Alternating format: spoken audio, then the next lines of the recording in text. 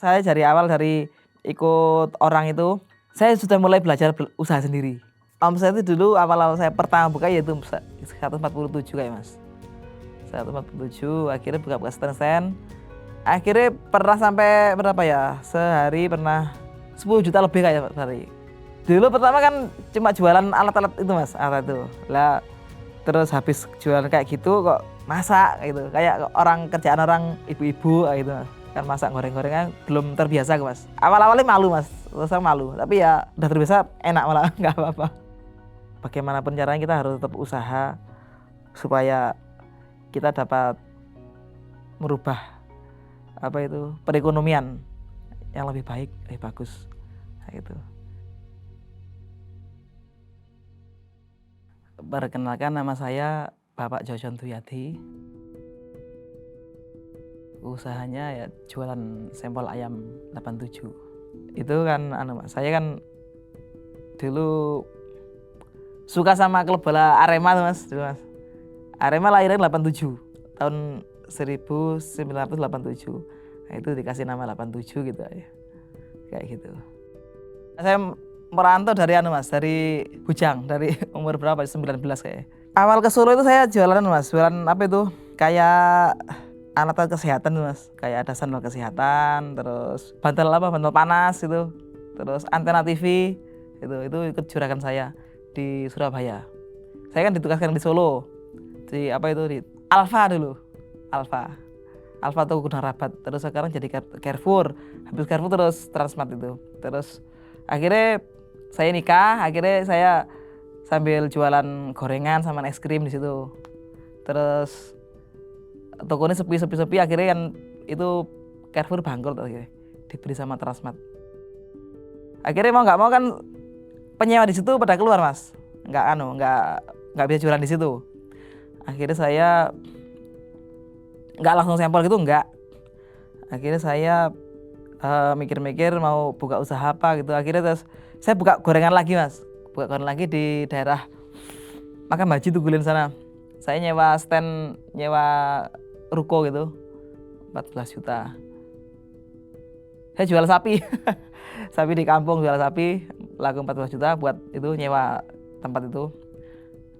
Awalnya sih bagus tapi lama-lama sepi akhirnya cuma bertahan 6 bulan ya akhirnya itu buka sampel itu. Ya saya sempat berpikir Mas, sebelum buka sampel Mas, sempat berpikir ke Surabaya. Teman-teman saya banyak di Surabaya. Sana kayak gorengan prospek sana. Tapi istri saya nggak mau gitu. Terakhir ya usaha apa gitu di Solo saja gitu. Akhirnya ya sama teman saya disuruh itu buka sampel itu. Terus saya minta resepnya gitu ke teman saya. Akhirnya dikasih resep. Akhirnya ya jual sampel itu di daerah.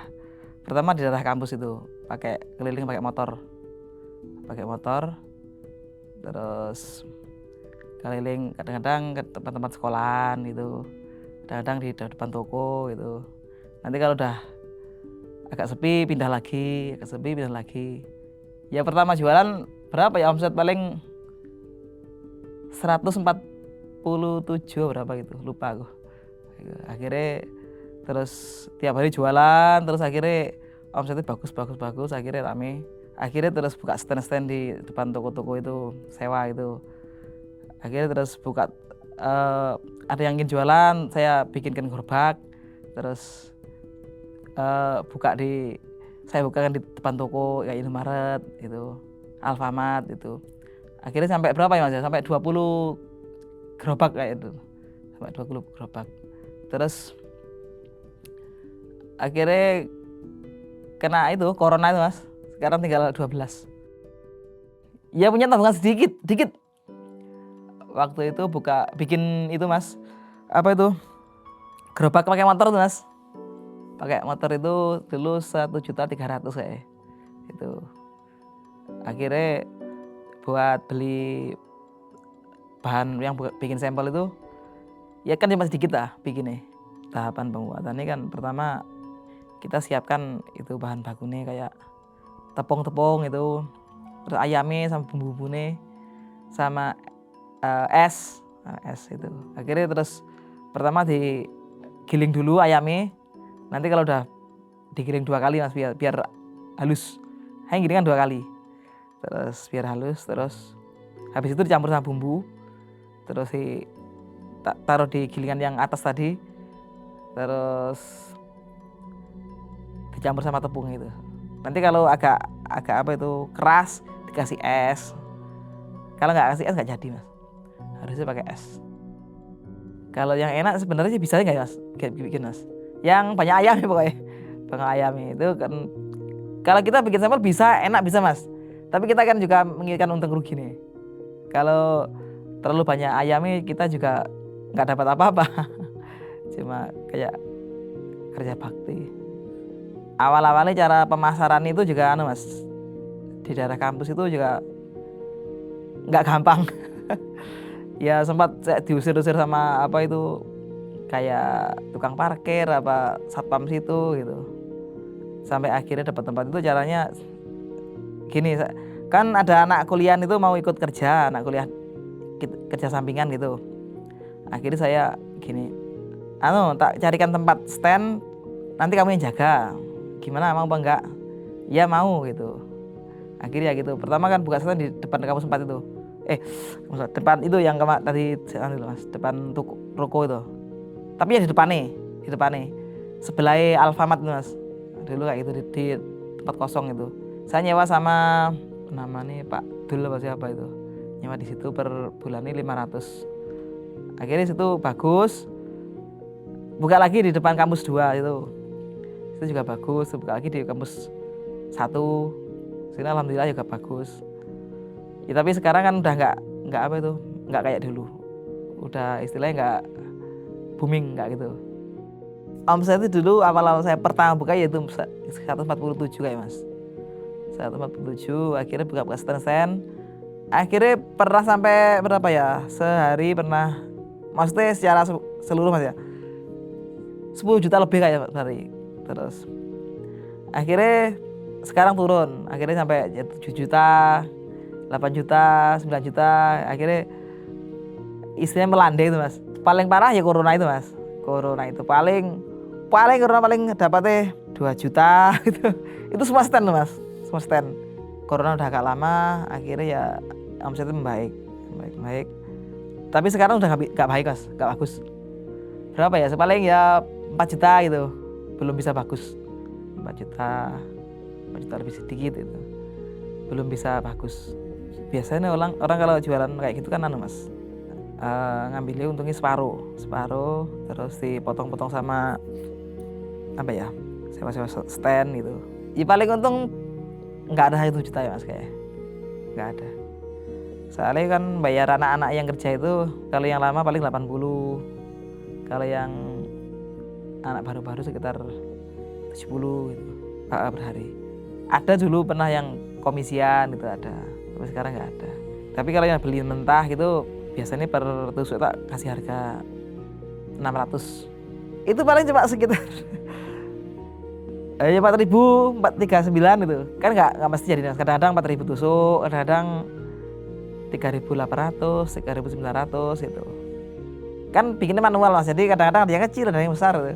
Waktu lakunya pas biasanya kalau anak kuliah masuk mas, itu bagus biasa lakunya. Sama kalau yang stand luar kampus biasanya ya habis sholat asar itu biasanya orang pada beli. Pernah 11.000 kayak, pernah, nggak mesti, sekitar ya rata-rata segitu, 4.000, 3.900 gitu. Ya itu mas, keluarga kayak gitu, biar bisa menghidup keluarga sama bisa mempekerjakan anak-anak itu yang 14 itu. Gimana caranya supaya tetap kerja, terus keluarga saya juga bisa dapat makan, itu gimana caranya gitu. Anak saya waktu itu masih kelas berapa, masih kecil yang pertama itu. Anak saya masih kelas SD pokoknya, lupa berapa itu, tahun 2017 saya mas. 2017 sama awalnya buka. Tapi waktu itu istri saya juga sudah hamil anak saya yang kedua itu. Itu waktu istri saya hamil, saya kan mau keliling, terus gerobak saya biasanya kalau mau saya keliling saya panasin dulu minyaknya mas. Terus istri saya nyiapan apa itu yang mau dijual mas, sampel-sampel itu ditaruh di gerobak. Itu tiba-tiba gerobaknya mas roboh akhirnya minyak kan mas panas mengenai tangan istri saya sini. Akhirnya baru rumah sakit sini sama mana ya, sama kaki apa lupa aku. Jadi baru rumah sakit, saya nggak jadi jualan. Saya dari awal dari ikut orang itu, saya sudah mulai belajar usaha sendiri. Kayak itu dulu kan jualan ikut bos saya itu yang di Surabaya, jualan antena TV, remote TV, alat kesehatan itu. Saya mikir gini, gimana caranya, saya udah nikah waktu itu, gimana caranya supaya pemasukan biar tambah gitu. Akhirnya saya itu pertama buka gorengan itu. Awalnya itu, ya awalnya sih masak apa itu kayak malu apa gak yakin gitu. Akhirnya lama-lama ya terbiasa. Terus akhirnya buka lagi es krim kayak gitu. Terus ya terakhir ya sampel itu. Dulu pertama kan cuma jualan alat-alat itu mas, alat itu lah. Terus habis jualan kayak gitu kok masak gitu, kayak kerjaan orang ibu-ibu gitu kan, masak goreng-gorengan belum terbiasa mas, belum terbiasa waktu awal-awalnya malu mas, terus malu, tapi ya udah terbiasa enak malah nggak apa-apa. Ya tetap harus dimulai dari awal, tetap harus usaha. Bagaimanapun caranya kita harus tetap usaha supaya kita dapat merubah apa itu perekonomian yang lebih baik, lebih bagus, kayak gitu.